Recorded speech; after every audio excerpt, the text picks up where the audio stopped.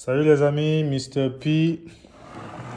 Aujourd'hui, on va parler d'un truc très important. Il s'agit de tout ce qui tourne autour de lecteur de billets et de datasets.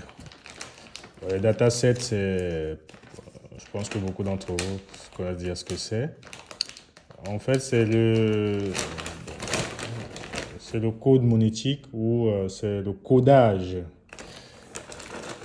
de la reconnaissance des billets par les lecteurs de billets ou des pièces pour les monnaies vendeurs.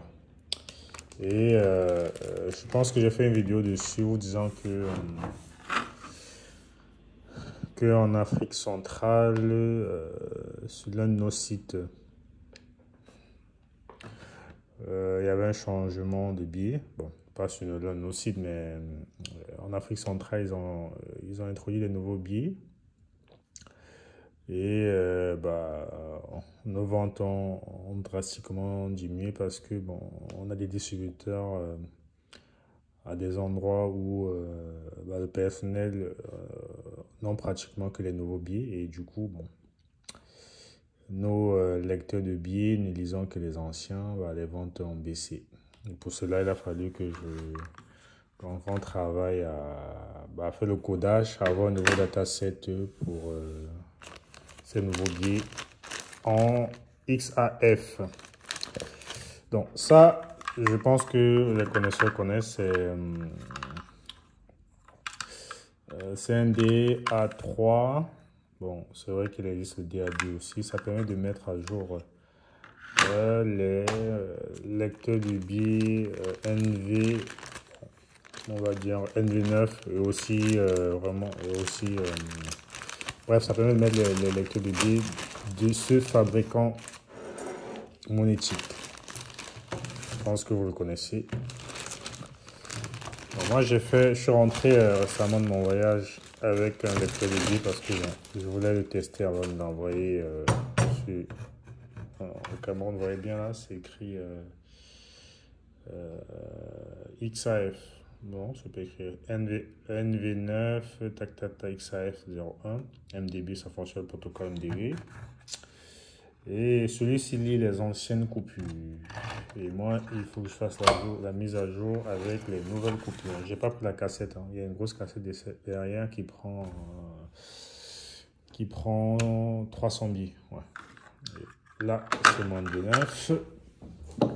Là, sur le cordon pour relier au PC. Ici, j'ai mon interface MDB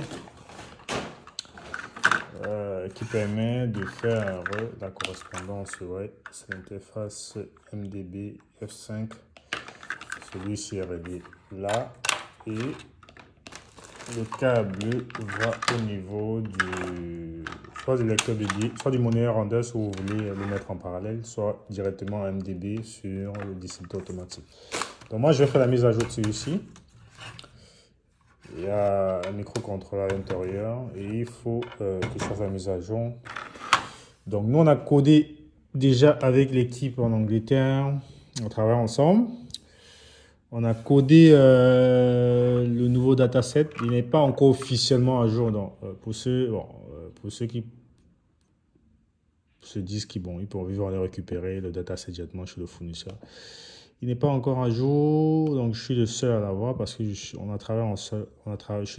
travaille avec eux pour le coder. Donc pour l'instant, il n'est pas encore officiellement à jour. Nous, on a fait un codage pour mon besoin et je vais le tester. Donc ceux qui souhaitent l'avoir, il va falloir me contacter. Alors, je ne sais pas où je l'ai mis cet exemplaire-là. Désolé, j'ai plein de trucs là dans mon PC. C'est un peu de bazar, je sais pas où je l'ai mis. Alors, dataset, où est le dataset? Bon, j'ai pas envie de faire une recherche. Dataset, voilà. Bon, là, j'ai deux datasets, les datasets sur lesquels je travaille. Là, j'ai le NV9 pour l'Afrique centrale et le NV9 pour le dataset là à l'intérieur. Comme je disais, c'est le soft qui permet de reconnaître les billets. chaque fabricant de lecteur de billets crée ses datasets, mais en général, ils sont communs. Et là, c'est le nouveau qu'on a travaillé dessus avec l'équipe en Angleterre et qui permet de lire les coupures actuellement de 500 et de 1000 francs. Voilà. Donc ça, je vais le charger dans ceci, via ça. Le DA3, en fait, ça permet de faire des mises à jour sur le terrain. Voilà, ça vous évite d'enlever cet équipement sur votre distributeur et d'aller dans votre laboratoire travailler directement avec ça. Vous pouvez faire la mise à jour sur le terrain. Donc là, il y a des entrées avec des cartes mémoire et bon, alimentation là, vous branchez, vous chargez directement à l'intérieur.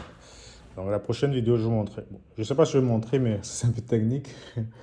Ça ne se fait pas normalement gratis, mais peut-être que je vais vous montrer comment on le fait réellement. Donc pour cela, vous avez besoin de ça. Le DA3 ou le DA2. Du cordon pour alimenter, parce qu'il faut alimenter ça électriquement à 24 volts. Du software qui permet de faire la communication entre les deux. Et du coup, du DA, du dataset que vous voulez mettre à l'intérieur, que ce soit du dollar, de l'euro, du franc CFA, du franc suisse.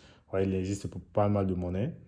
Donc, ceux qui souhaitent en avoir, soit vous connaissez où ça se trouve. Je suis le fabricant de vos lecteurs. Soit, n'hésitez pas. Je vous montrerai peut-être comment le faire sur le terrain, directement sur le terrain. Ou parce que j'ai personne bon, je l'aurais fait là, mais j'ai personne pour m'aider à filmer parce que je filme de moi-même. Et c'est pas souvent très évident. Donc je parle là à tous mes amis de l'Afrique centrale qui ont des distributeurs, qui fonctionnent avec les anciennes coupures. Sachez que actuellement le dataset XAF avec les nouvelles coupures de 500 et 1000 francs sont dispo. Et aussi pour ceux qui sont dans d'autres pays qui ont besoin d'eux-mêmes de mettre à jour le dataset, n'hésitez pas à écrire. À la prochaine vidéo les amis, Mr. P comme d'hab pour vous servir.